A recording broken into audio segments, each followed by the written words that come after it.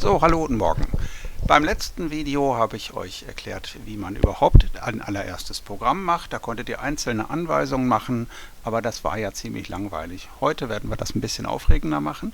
Wir werden uns das Leben also leichter machen, so dass Scratch mehr Sachen machen kann, ohne dass wir super viel dazu programmieren müssen.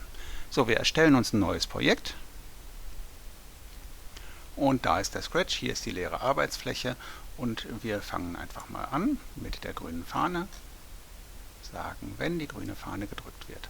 So, wir hatten ja gestern schon, dass Scratch einen Schritt nach vorne gehen muss. Diesmal sagen wir einen 100er Schritt, damit es ein bisschen größer wird. Dann soll er sich drehen, heute mal um 90 Grad. Der soll nämlich im Quadrat laufen. Rechter Winkel. So, dann soll er jetzt warten. Das tut er.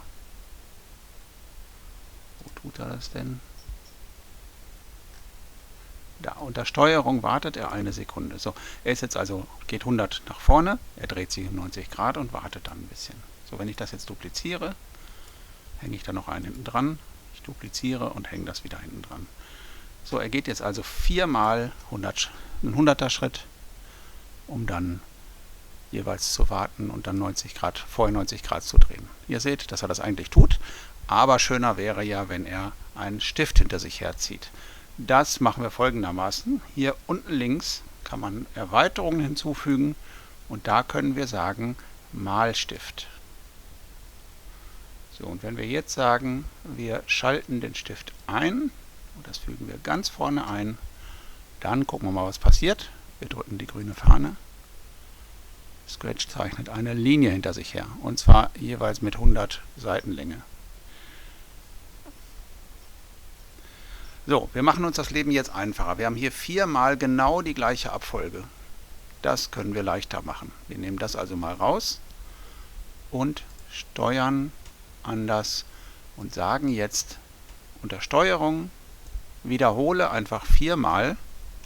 Und jetzt brauchen wir in diesem Ablauf nur sagen, diesen Teil wiederhole mal. Das hier können wir dann löschen.